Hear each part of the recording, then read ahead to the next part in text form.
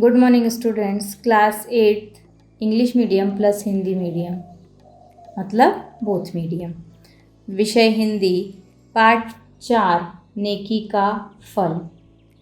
आपको शब्दार्थ भी सबको लिखना है फिर कॉपी में और याद करना है। मौखिक अभिव्यक्ति। पहला प्रश्न दिया गया है, सही विकल्प पर सही का चिन्ह लगाइए। क टन टन टन किसकी घंटी बजी? सही उत्तर है आपका फ़ोन की। ख कार वास्की को उपहार किसने भेजे थे? सही उत्तर है आपका लील मिलर।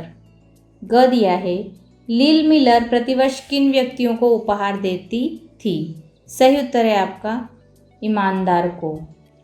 घ दिया गया है, संसार में भले आदमियों की कमी नहीं है, किसने कहा? कार वास्की। प्रश्न नंबर दूसरा दिया गया है, दिए गए प्रश्नों के उत्तर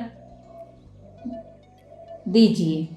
क लील मिलर ने तोहफे के लिए कार वास्की को ही क्यों चुना? उत्तर है, बातचीत से पता चलता है कि मिलर बड़े दिन के अवसर पर प्रतिवर्ष एक ईमानदार, त्यागी तथा सेवाभावी व्यक्ति को चुनकर तोहफे दिया करती है। प्रश्न नंबर ख है, कार वास्की किस शहर में किन परिस्थितियों में रह रहा था?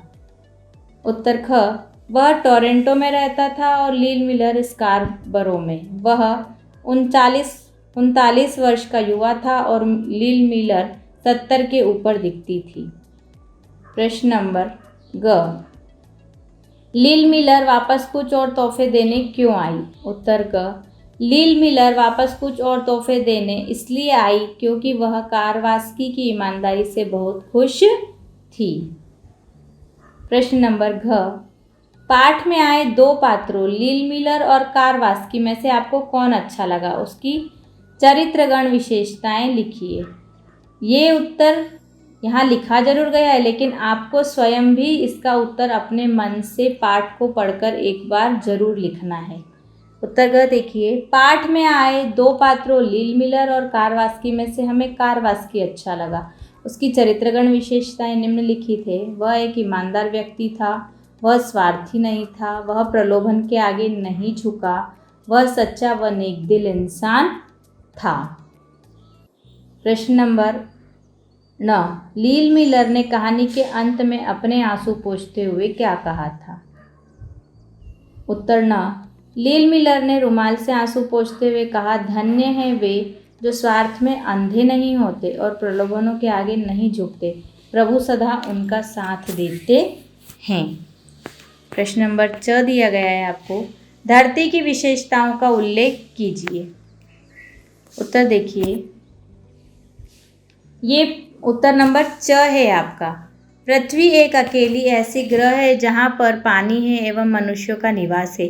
धरती का ख्याल रखने के लिए ईश्वर ने मनुष्यों को बनाया है। उन्हें जुबान दिया है बोलने के लिए, जुबान दी है बोलने के लिए, दिमाग दिया है सोचने के लिए, हाथ दिया है अच्छे कर्म के लिए। परंतु आज हम मनुष्य ही अपने पृथ्वी के भक्षक बने हुए हैं। रहने की जगह नहीं हो रही तो पेड़ काट दे रहे हैं, संसाधनों का ज़रूरत से ज़्यादा प्रयोग कर रहे हैं। कहीं ना कहीं हम ही जिम्मेदार हैं और हमारे पृथ्वी के, क्योंकि हम हमारे पृथ्वी का ख्याल नहीं रख रहे हैं। जिस तरह हमें जन्म देने वाली माँ हमारे लिए सब कुछ होती है, उसी तरह हम जिनके ऊपर पैर रख कर चलते हैं यानी हमारी पृथ्वी, उसका भी ख्याल हम सबको माँ की तरह रखना चाहिए। ये है उत्तर च आपका। आगे देखिए आप, दिए गए सही कथन के सामने सही और गलत कथन के सामने गलत का चिन्ह लगाइए। क, कार वास्की को बैंक के पास एक खाली लिफाफा मिला। सही। ख, कार वास्की ने उसे लिफाफे को रख लिया। गलत। ग, उसे अनायास ही धन्यवाद के रूप में $80 मिले। सही। घ, धन्य है वे लोग जो स्वार्थ में अंधे नहीं होते। सही। आगे दिया गया है आपको, वाक्यांशों के लिए एक शब्द लिखिए। क, जो किए हुए उपकार को माने, अपकारी। ख, जो किए हुए उपकार को न माने, निरअपकारी। ग, आने वाली स्त्री, आगंतुका।